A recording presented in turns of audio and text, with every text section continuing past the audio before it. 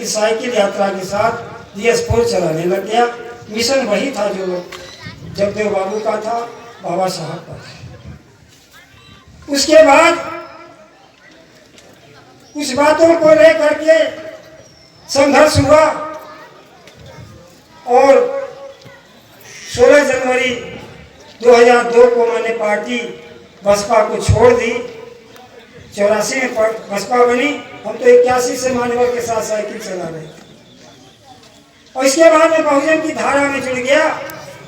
बहुत देर बाद सही, लेकिन समाजवादी पार्टी ने जो PDA का नारा दिया है, ये PDA ही बहुजन समाज है। SC की संख्या इस देश के अंदर 100 में 90 है, यही PDA है। कल हम बहुजन चला रहे थे, हमारे साथ माननीय बाबू सिंह कुशवाहा भी थे और आज हम सब लोग PDA के समर्थक हैं। मशक्कत करने की जरूरत है, लेकिन एक बात मैं अंतिम कहूंगा, ज्यादा समय नहीं लूंगा। अगर मैं जगदेव बाबू पर बोलूं, अपने ये लोग हमारे राजनीतिक गुरु रहे हैं। मानी राम स्वरूप वर्मा बोले बड़ा लंबा हो जाएगा, बाबा साहब पर बोले या मान्यवर कांसी राम पर बोले लंबा हो जाएगा। मैं ज्यादा कुछ नहीं कहूंगा, सिर्फ एक बात कहूंगा आपसे, PDA मजबूत हो, प्रदेश में देश में इसका शासन हो। जब वोट हमारा 100 में 90 है तो 10 वाला राज क्यों कर रहा है? हमको कहां फंसाया है? जब हमारे बच्चे पढ़ लिख करके नौकरी मांगते हैं तो लाठियां बरसाई जाती हैं बिहार में, उत्तर प्रदेश में, और जब हमारे बच्चे कांवड़ होते हैं तो हेलीकॉप्टर से फूल बरसाए जाते हैं। आप देख लो, प्रयाग में जो लोग मरे हैं उसमें सर्वाधिक मरने वाले कौन हैं? किनके अंदर सबसे ज्यादा ये भाव था, वो गए। भाव कहाँ होना चाहिए? आज हमारी कलम और किताब छीनी जा रही है, शिक्षा छीनी जा रही है। इसके लिए कब खड़ा होंगे हमारे समाज के लोग? इसके लिए कब आंदोलित होंगे हमारे समाज के लोग? नौकरियां जा रही हैं, स्वास्थ्य भी आप देख लो कैसा है, हालात बहुत खराब है।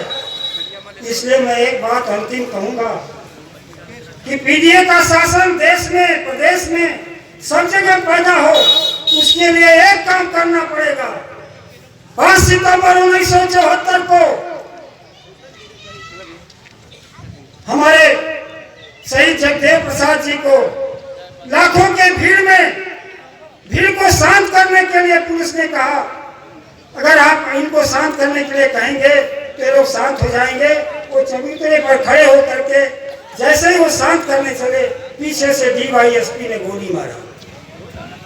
लाखों के भीड़ में गोली मारी गई और बाबूजी को मत मारो कहते हुए लक्ष्मण चौधरी, दलित का बेटा, अपना जान दे दिया, उसको भी गोलियां मार दी।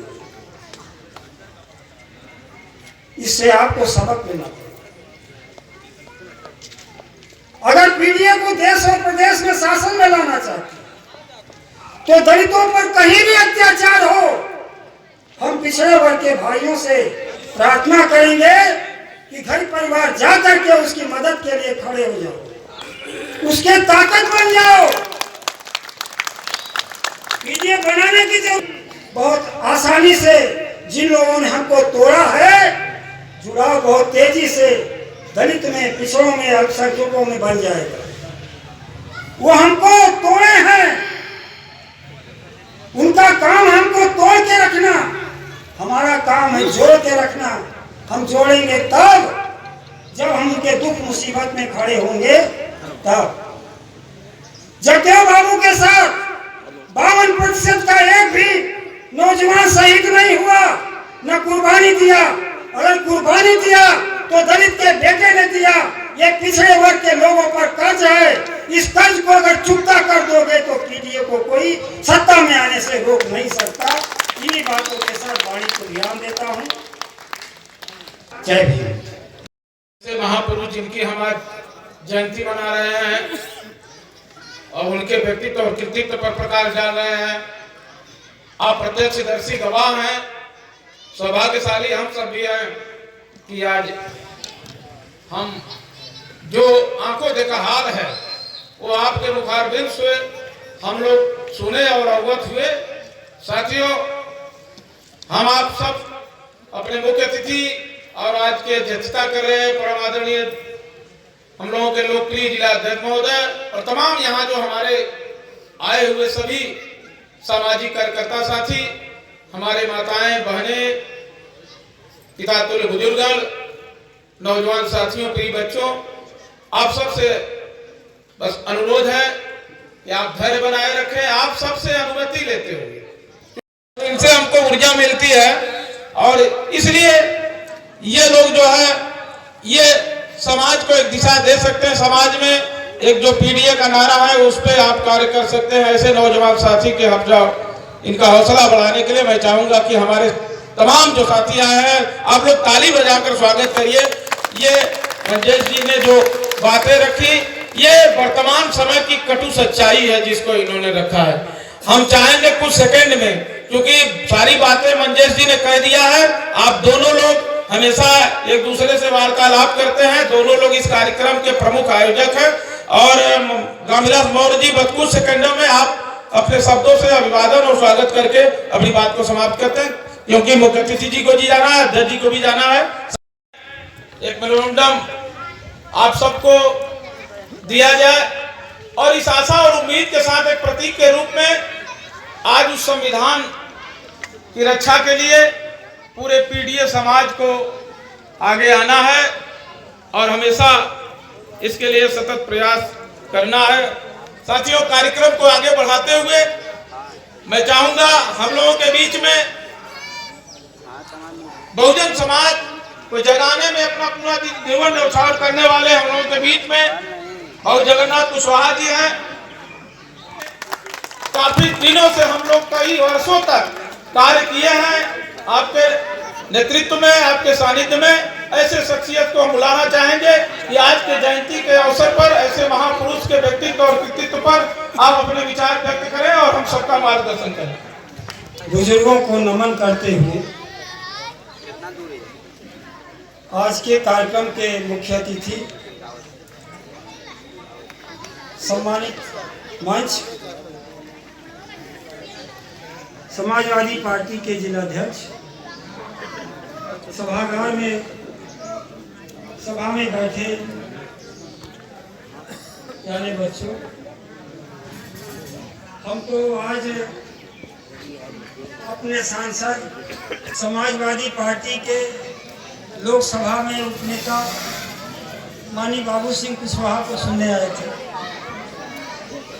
आदेश हो गया, 24 साल की अवस्था में हम तो जगदेव बाबू के पकड़ में आ गए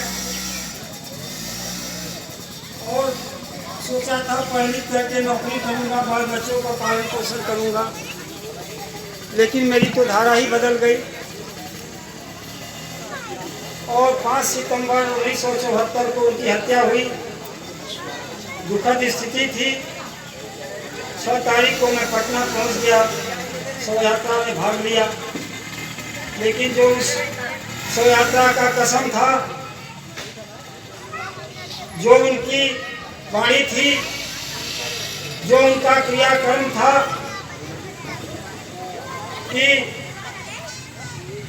बाबा साहब का सपना ही जगदेव बाबू का नारा बना कि 100 में 90 शोषित हैं, शोषितों ने ललकारा है, धन धरती और राजपाट में 90 भाग हमारा है। यह मिशन भी बहुजन का था, जिसमें SC ST OBC माइनॉरिटी जिसकी संख्या इस देश में 90% है, उनको भी मोमेंटम भेंट कर उनका सम्मान बढ़ाएं। माननीय गोविंद प्रोफेसर ब्रजेश कुमार सिंह, प्रोफेसर ब्रजेश कुमार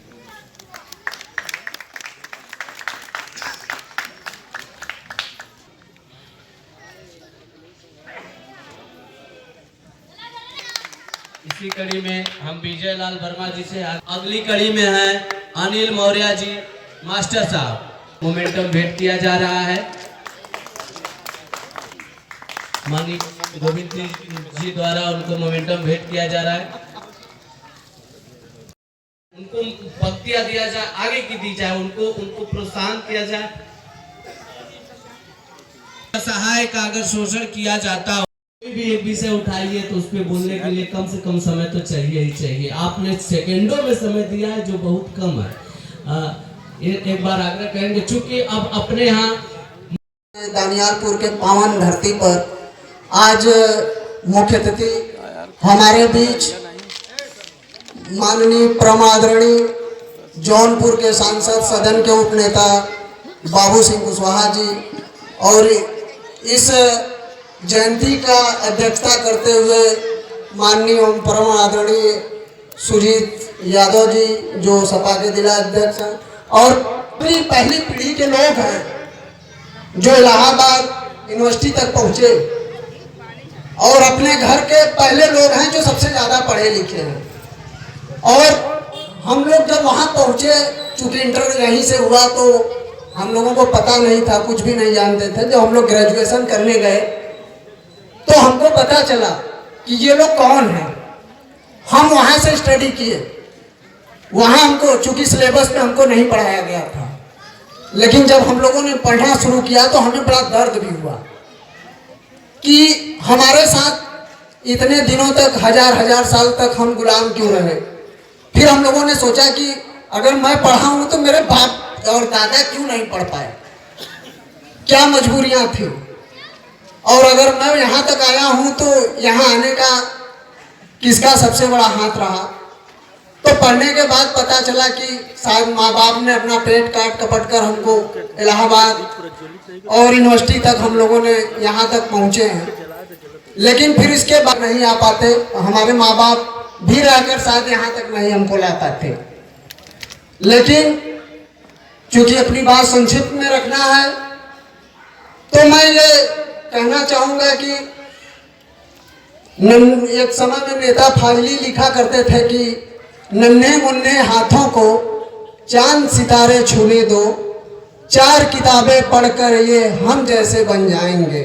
लेकिन आज सत्ता के शीर्ष पर जो बैठा है वो नफरत, झूठ, दंगा फैलाकर वो वहां तक पहुंचा है, तो उसे किताब और कलम से कोई मतलब नहीं है।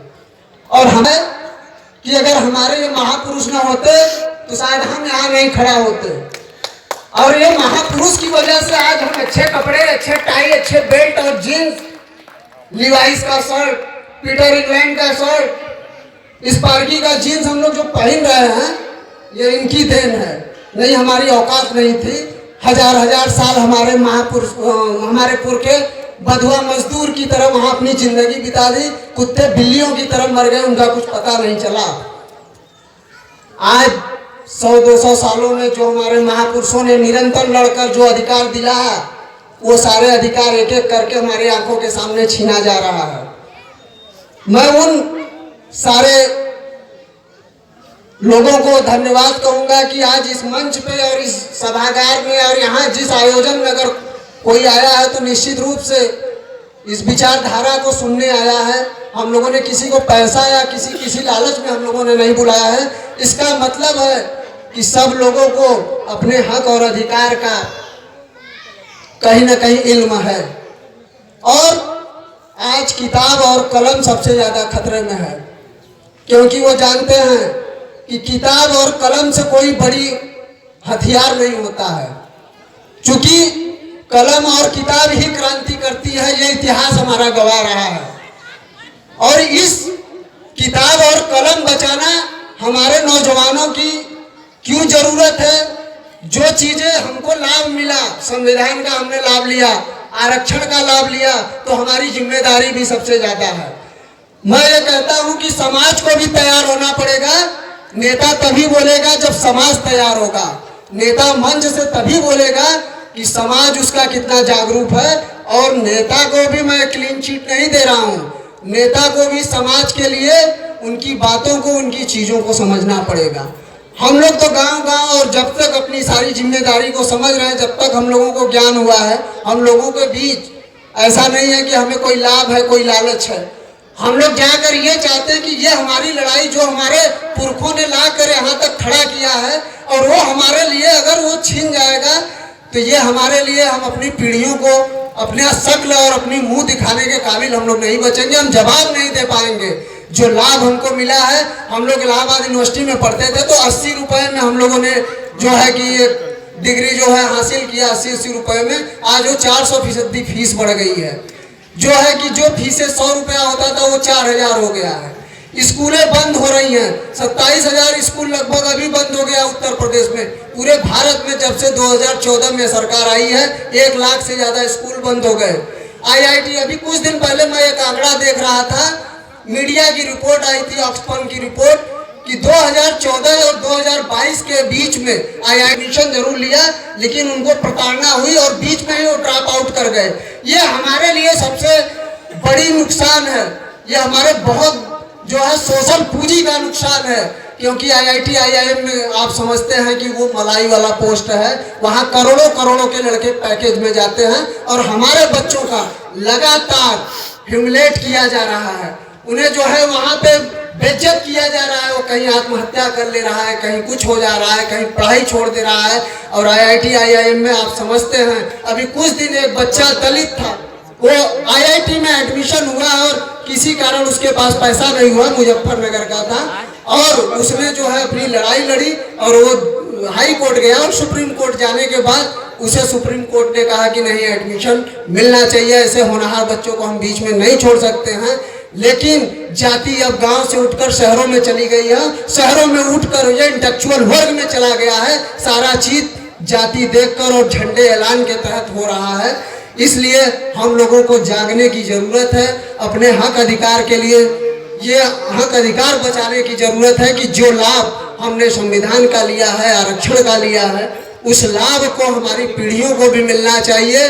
और शिक्षा, एजुकेशन, इस कॉपी और कलम बचाने का ये हमारा दायित्व है। अगर हम पढ़े लिखे हैं तो हम अपने समय से, मान लीजिए हफ्ते में ज़्यादा नहीं तो कम से कम एक दिन निकाल कर गांव-गांव लोगों को बताएं कि नहीं, हमारा यहाँ हिंदू कोई खतरे में नहीं है, धर्म कोई खतरे में नहीं है। सनातन पहले भी था, सनातन आज भी है, सनातन रहेगा, लेकिन खतरे में है तो हमारा कॉपी कलम, किताब, रोजगार, दवाई, सिंचाई, पढ़ाई लिखाई, ये सबसे ज़्यादा खतरे में है। अगर हम नहीं पढ़ेंगे, हम नहीं लिखेंगे तो हम अपने हक और अधिकार को नहीं समझ पाएंगे, और हमें वो चाहते हैं कि भेड़ की तरह हमको हाँकते रहें। आज अगर संविधान न होता तो हम यहाँ तक नहीं पहुँच पाते। और जैसे जैसे हम लोग आगे बढ़ रहे हैं तो इनको लग रहा है कि नहीं, ये बराबरी हमसे कैसे कर सकते हैं, ये नेता कैसे बन सकते हैं, ये ब्यूरोक्रेट कैसे बन सकते हैं। हर जगह हमें जो है नीचा दिखाने का प्रयास किया जा रहा है। आप लोगों से ये मेरा विनम्र निवेदन है कि ये वैचारिक है। हम अगर आज हम भटके हुए हैं तो हम इन महापुरुषों की विचारधारा को छोड़ दिए हैं। हमें इन महापुरुषों को पढ़ने की जरूरत है और अपने आने वाली पीढ़ियों को भी बताने की जरूरत है। इसी के साथ मैं अपनी बातों को समाप्त करना चाहता हूं, और कुछ कहकर ही समाप्त करूंगा कि माना कि स्याह रात नाम लेती नहीं ढलने का, लेकिन यही वक्त है सूरज तेरे निकलने का। इसी के साथ सभी साथियों को जय भीम, जय मंडल, संविधान जिंदाबाद, लोकतंत्र।